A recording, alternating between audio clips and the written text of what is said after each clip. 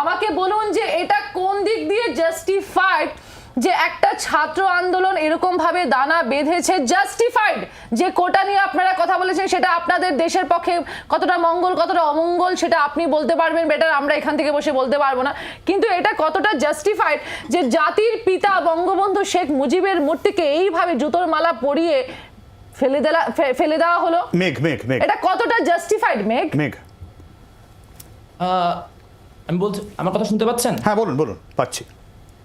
আচ্ছা, সেটা হচ্ছে প্রথম কথা হচ্ছে যে বঙ্গবন্ধু শেখ মুজিবুর রহমানের ভাস্কর্য ভাঙা জাস্টিফাইড কি জাস্টিফাইড না, that is not even the question.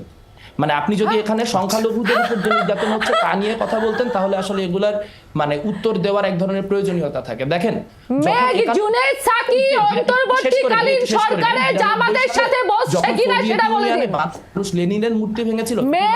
Junaid Psaki জামাতের সাথে অন্তর্বর্তীকালীন সরকারে বসছে কিনা? মেঘ বাইরে রয়েছে, শুনতে পাবেন, আমাদের কথা বলতে অসুবিধা হবে। মেঘ বলুন। বাংলাদেশের আওয়ামী লীগের করা যত দুঃশাসন সেই প্রতিটা দুঃশাসনের প্রতীক হিসেবে ব্যবহার করা হয়েছে। কাজেই যখন এই জিনিসটা কিন্তু একটা মাস আপরাইজিং, এটা আপনাকে বুঝতে হবে। গতকাল বাংলাদেশে 20 লক্ষ মানুষ রাস্তায় ছিল। কালকে কোনো পুলিশ নাই, কোনো মানে ল ইন অর্ডার সিস্টেম নাই। সেখানে শেখ মুজিবের ভাস্কর্য যখন কেউ ভাঙতে গিয়েছে তখন অন্য অনেক ক্ষেত্রে মানুষ বাধাও দিয়েছে। অনেক ক্ষেত্রে মানুষের মনে হয়েছে না, আমি আর এই বাধাটা দেব না, কারণ শেখ মুজিবের নাম নিয়ে যেই পরিমাণ অ্যাট্রসিটি করা হয়েছে তাতে আসলে এই ভাস্কর্যটা ভাঙা আটকানোর জন্য আমি ওই এফার্টটা দিব না।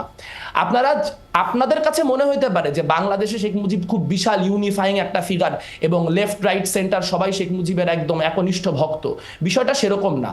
কিন্তু আমি এখানেও এই জায়গাটা, যেহেতু আমি একটা সংগঠন করি, আমি আমার দায়িত্বের জায়গা থেকে বলছি যে শেখ মুজিবের ভাস্কর্য ভাঙাকে আমরা সমর্থন করি না, কিন্তু শেখ মুজিবের ভাস্কর্য ভাঙাকে একটা প্রধান ইস্যু বা আপনারা আমি একটা একটু আটকাচ্ছি। আমার একটা প্রশ্ন, সেটা হচ্ছে যে এই যে একটা ন্যারেটিভ ছিল এবং বাংলাদেশে কোনোদিন এত ভালো মেঘ, আমার কথা শোনা যাচ্ছে? ঢাকা শহরে যেরকম চলতে মেঘ, আপনারা যেটা বলছেন যে আপনারা দেশকে ঢেলে সাজাবেন, যেরকম সেনাপ্রধান বলেছেন সুন্দর বাংলাদেশ, আপনারা সংবিধানও পরিবর্তন করতে চাইছেন, একটু আপনাদের ভাবনা জানতে ইচ্ছা করছে। আপনারা তার মানে আপনাদের পররাষ্ট্র নীতিও নতুন করে ভাবনা চিন্তা করবেন? ভারত নিয়ে এই মুহূর্তে যদি বলি, পরে হয়তো পাল্টাবে আলোচনা সাপেক্ষে, আপনাদের অবস্থান কি? দেখুন, আমি যেটা বলতে পারি, বাংলাদেশের মানুষ ভারতের যে জনগণ, সে ভারতের জনগণকে নিজেদের বন্ধু মনে করে। সেই বন্ধুত্বের প্রকাশ নানানভাবে ঘটে। যখন কিনা বাংলাদেশে শেখ হাসিনা সরকার জেনোসাইড চালাচ্ছিল তখন পশ্চিমবঙ্গে আমাদের অনেক সহযোদ্ধা, আমাদের অনেক কমরেড দাঁড়িয়েছেন, তারা শেখ হাসিনার বিরুদ্ধে স্লোগান দিয়েছেন, তারা তাদের দেশের হাতের পুলিশের হাতে মার খেয়েছেন বাংলাদেশের মানুষের পক্ষে কথা বলতে গিয়ে। কাজেই বাংলাদেশের জনগণ ভারতের জনগণকে তার বন্ধু মনে করে, কিন্তু the same cannot be said about the Indian state.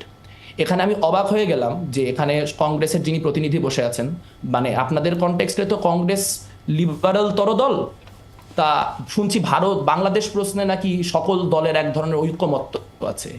এই ঐক্যমত্যটাই আসলে বাংলাদেশের জনগণের শিরোপীড়ার কারণ আপনারা কেউ এই রোলটা একনলেজ করতে পারছেন না যে আজকের যে বাংলাদেশের অবস্থা তা তৈরি হয়েছে এই 16 বছরের স্বৈরতন্ত্রে, এবং এই 16 বছরের স্বৈরতন্ত্রের যে 2টা ভুয়া নির্বাচন, সেই ভুয়া 2টা নির্বাচনকে জাস্টিফাই করার ক্ষেত্রে ইন্ডিয়ান স্টেট হিউজ ভূমিকা রেখেছে। তো সেই কেন্দ্র করে মানুষের তো এক ধরনের রাগ থাকবেই। মানুষ যখন ভারত রাষ্ট্রের বিরুদ্ধে তার সেই রাগের কথা বলে তখন সেটাকে সাম্প্রদায়িকতা হিসেবে আখ্যা দেওয়া হয়। আমার নামের আপনার সারনেম দেখে বুঝতে পারার কথা, আমি তো মুসলিম না, তাহলে আমিও তো ওই একই রাগ ক্রোধ আমিও বোধ করি, কারণ আমি স্বাধীন সার্বভৌম বাংলাদেশের একজন নাগরিক। যখন আমি দেখবো কোনো অন্য ফরেন পাওয়ার আমার দেশে কোনো একটা গভর্নমেন্টকে বসিয়ে রাখার জন্য চেষ্টা করছে, এবং আমরা তো এখনো স্পষ্ট বুঝতে পারছি আপনাদের কথায় আপনাদের বার্তায় যে আমি একটু কাট করছি, ইন্ডিয়ান গভর্নমেন্ট কখনো বাংলাদেশ গভর্নমেন্টের সঙ্গে কোনো ইন্টারফারেন্স করেনি। আমরা কনস্ট্যান্টলি মেনটেন করে যাচ্ছি যে Bangladesh friendly country, friendly neighbour, আমরা কখনো অ্যাক্টিভলি ইন্টারফেয়ার করিনি। অডিয়েন্স, আমি এটা নিয়ে আপনার সাথে তর্ক করব না তো, আমি তো এটা কিন্তু আমার দেশকে নিয়ে তুমি উল্টোপাল্টা বলবে সেটাও তো আমি বুঝবো না। আমার দেশের মেন্টালিটিটাও তো আমি ক্ল্যারিফাই করব। রাষ্ট্র এবং সরকার এবং দেশ প্রথমেই নো আমি আপনার গভর্নমেন্টকে নিয়ে বলতেই পারি, আপনি একটা ফরেন, আমাকে একটা কোয়েশ্চেন করা হয়েছে, সেই কনটেক্সটে আমি একটা ফরেন গভর্নমেন্টকে নিয়ে আমার ওপিনিয়ন দিতেই পারি, আপনি ডিসএগ্রিও করতে পারেন, কিন্তু আমাকে তো ওপিনিয়নটা দিতে হবে নাকি? আপনি তো আমাকে একটু আগে বললেন যে আমি কেন ইন্টারভিউ করলাম, তাহলে আপনি তো আমাকে বললেন বলে আমি ইন্টারভিউ করলাম। আচ্ছা ঠিক আছে মেঘ, বলুন। আচ্ছা, আচ্ছা, সো কথাটা যদি একটু শেষ করতে পারি, ধরেন এখানে কথার যে টোন, ধরেন এখানে কংগ্রেসের যে দিদি বসে আছেন, উনি কথা বলতে গিয়ে এক পর্যায়ে বললেন ইন্ডিয়ার এত ইন্টেলিজেন্স, এরকম একটা মাস স্যাবোটাজ হবে, এটা ইন্ডিয়ান ইন্টেলিজেন্স কিছু করতে পারলো না। বাংলাদেশ কি ইন্ডিয়ার কলোনি? বাংলাদেশে কোনো কিছু হবে সেইটা ইন্ডিয়ান ইন্টেলিজেন্স যদি জানতেও পারে, ইন্ডিয়ান ইন্টেলিজেন্স এই চেষ্টা করবে শেখ হাসিনাকে রক্ষা করার জন্য? মানে তাহলে তো যেই কথাগুলা ভারতের ক্রিটিকরা সবচেয়ে বেশি বলে, সব থেকে ভয়াবহ ভারতের ক্রিটিকরা বলে, সেই কথাগুলোই সত্য প্রমাণিত হচ্ছে। আচ্ছা, আচ্ছা। আপনারা বারবার করে বাংলাদেশের জনগণের যেই চাওয়া পাওয়া, সেই চাওয়া পাওয়ার বিরুদ্ধে নিজেদেরকে দাঁড় করাচ্ছেন। আহারে। এইটা ভালো কিছু হচ্ছে না, কারণ শেষমেশ বাংলাদেশ এবং ভারত প্রতিবেশী, আসবো, আমাদের আসবো। একসাথে আসবো, আপনারা একটু বোঝার চেষ্টা করবেন। একদম, বলে একদম।